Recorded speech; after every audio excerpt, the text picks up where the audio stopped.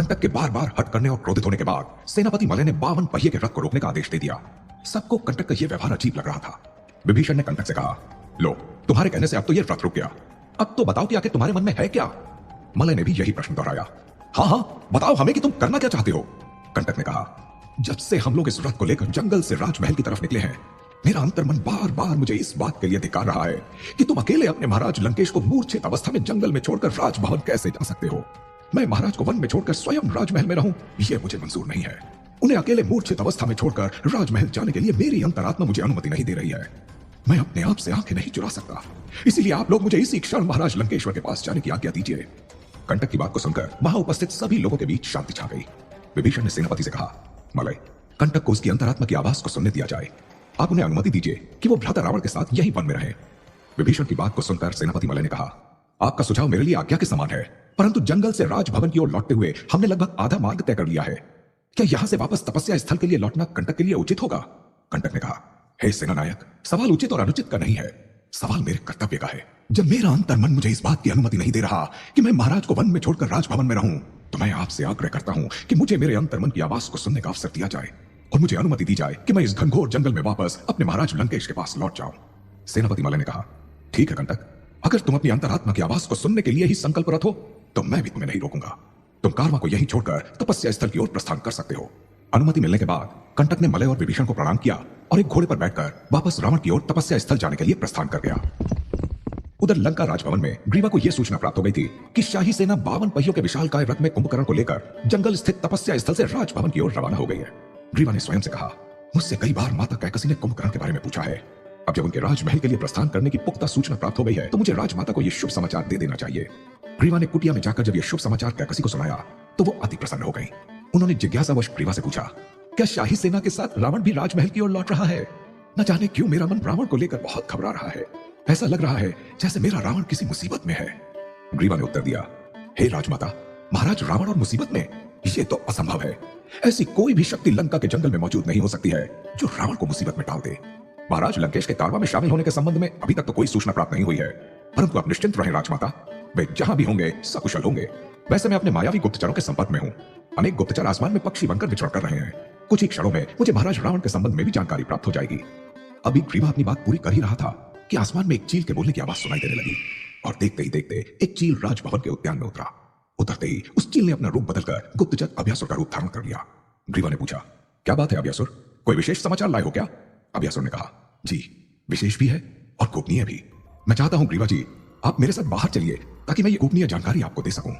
ग्रीवा ने कहा, हाँ हाँ चलो। इतना कहकर ग्रीवा उद्यान से बाहर आ गया। इसी बीच दूसरी तरफ से दैत्यराज सुमाली भी आ रहे थे। वे भी ग्रीवा और अभ्यासुर के साथ खड़े हो गए। ग्रीवा ने कहा, बोलो, क्या गोपनीय समाचार लाए हो? अभ्यासुर ने ग्रीवा और दैत्यराज सुमाली को बताया, ये समाचार गोपनीय कम और चिंताजनक अधिक है। मैंने आपको कुटिया से इसीलिए बाहर आने के लिए कहा क्योंकि अगर ये बात राजमाता सुन लेती तो बेवजह ही वो बहुत चिंता करती। सुमाली ने हैरान होकर कहा, ऐसी क्या बात है अभ्यासुर? रावण और लंका की शाही असुरी सेना, विभीषण, कंटक आदि, ये सब ठीक तो है ना? अभ्यासुर ने कहा, कुंभकर्ण जी को जगाने के दौरान जंगल स्थित तपस्या स्थल में दानवों और सर्पों के बीच युद्ध हुआ था महाराज। इस युद्ध में खुद नागदेव और महाराज लंकेश्वर आमने सामने आकर लड़े थे। नागराज ने लंकेश को अपने दंश से मूर्छित कर दिया है, परंतु चिंता की कोई बात नहीं है। शाही सेना देवर्षि नारद जी के परामर्श के बाद कुंभकर्ण को लेकर राजभवन की ओर बढ़ रही है। महाराज लंकेश को ले जाने के लिए सूर्योदय के पश्चात सेना की एक दूसरी टुकड़ी जंगल में जाएगी। अभ्यासुर की बात को सुनकर सुमाली ने बौखलाहट के साथ कहा, क्या रावण बेहोश हो गया? इतने वर्षों तक ब्रह्मा जी की तपस्या की, तब तो बेहोश नहीं हुआ। तपस्या करते हुए अपने 9 शीशों की आहुति दी, तब तो बेहोश नहीं हुआ। जंगल में ऐसा क्या हुआ है? नागराज का इतना दुस्साहस कि महाबलशाली पराक्रमी लंकाधिपति रावण को मूर्छित कर दे। लगता है उसका कठिन समय आरंभ हो गया है। हाँ, इसकी भयानक सजा भुगतने के लिए नागराज को तैयार रहना होगा। परंतु ये नारद मुनि जंगल में क्यों पधारे थे? अभ्यासुर ने सुमाली के प्रश्न के उत्तर में कहा, नागराज को यह बताने के लिए कि रावण को पराजित कर पाना सर्प प्रजाति के किसी भी विषैले सांप के लिए संभव नहीं है। रावण ब्रह्मा जी के वरदान के कारण अजेय है, इसलिए देवऋषि नारद ने नागदेव से कहा कि वे इस युद्ध और अपने हट को छोड़कर वापस नागलोक चले जाएं। सुमाली ने कहा, नागदेव अगर ये जान पाते कि रावण उनकी क्या दुर्दशा बना सकता है तो वे कभी भी युद्ध के बारे में नहीं सोचते। हाँ, अच्छा, हाँ, चलो, अगर भविष्य में उन्होंने कभी इस दुस्साहस को दोहराया तो उनका अंत निश्चित है। ग्रीवा ने सुमाली से कहा, दैत्यराज, सेनापति मलय उसी रथ के साथ आ रहे होंगे। उनके आने से पहले ही मैं एक विशेष सैन्य दल को तैयार कर देता हूं जो सुबह सुबह महाराज लंकेश को वापस लंका लाने के लिए रवाना होगा। आप जाकर विश्राम कर लें।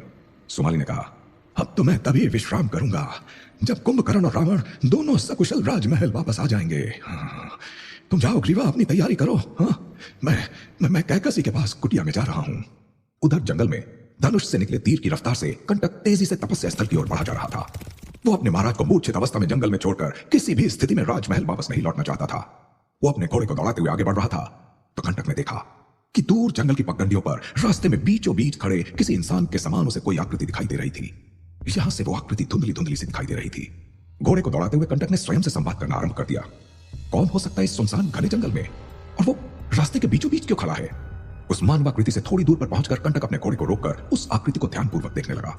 घोड़े के नाल से निकलने वाली अश्वटाप की ध्वनि के थमने के बाद उस स्थल पर बिल्कुल सन्नाटा था। तभी अचानक उस मानवाकृति ने अपना हाथ उठाकर कंटक से कहा, वहां क्यों रुक गए कंटक? आओ मेरे समीप आओ, मुझे तुमसे कुछ जरूरी बात करनी है। कंटक ने इस आवाज को सुनकर अपने तलवार की मुख पर हाथ रखा और घोड़े को धीमे कदमों से उस मानवाकृति की तरफ बढ़ने का इशारा किया। जैसे जैसे कंटक उस आकृति के निकट पहुंच रहा था, उसकी छवि स्पष्ट होती जा रही थी। अगले ही क्षण कंटक ने ऊंचे स्वर में कहा, अरे देवऋषि आप? उस मानवाकृति से आवाज आई, हाँ कंटक, मैं नारद ही हूं। मैं अभी देवलोक लौटा नहीं हूं। मैं अभी यही रावण के आसपास घूम घूम कर उस पर नजर लगाए रखा हूं। मैं तुमसे कुछ कहना चाहता हूं कंटक। कंटक ने कहा, जी देवऋषि, कहिए कहिए, मेरे लिए क्या आदेश है? नारद मुनि ने कहा, नारायण नारायण, अरे मैं कौन हूं आदेश देने वाला?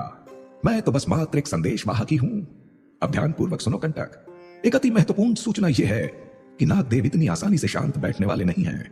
वो तो यहां स्वयं मैं था जिसकी बात को वे अनसुना नहीं कर पाए, परंतु प्रतिशोध की अग्नि में वे हर पल धधक रहे हैं।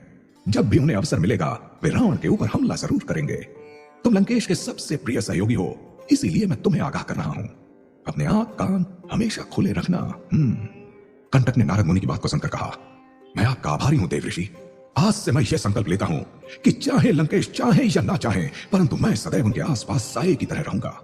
आज से ही मैं इस नागदेव पर नजर रखता हूं। अगर उन्होंने कोई एक भी कदम प्रतिशोध की दिशा में उठाया तो वो उनके विनाश की तरफ ही उठा हुआ कदम होगा। नारद मुनि ने कहा, अब ठीक है, मेरे मन का बोझ उतर गया है।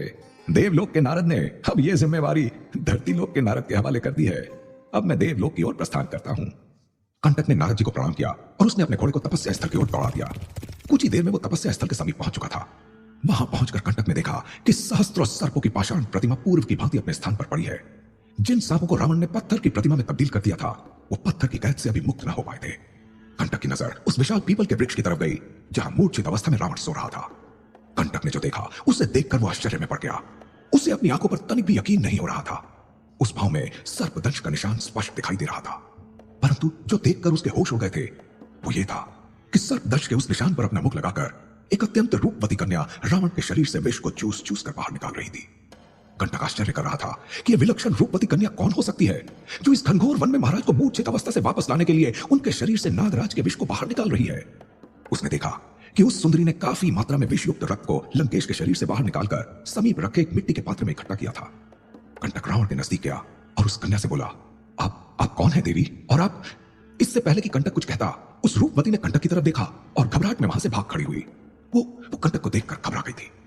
भागते हुए उसका आंचल समीप के ही एक वृक्ष की टहनी में फंस गया। जैसे ही कन्या ने वृक्ष से अपने आंचल को छुड़ाने का प्रयास किया कि उसके आंचल का एक कोना फटकर उस वृक्ष में ही टंगा रह गया और वो कन्या भागकर घने जंगल में विलुप्त हो गई। कंटक वृक्ष के नीचे खड़े होकर सोचने लगा, कौन थी ये विलक्षण रूपवती और मुझे देखते ही वो क्यों भाग गई? क्या महाराज लंकेश इसको जानते हैं?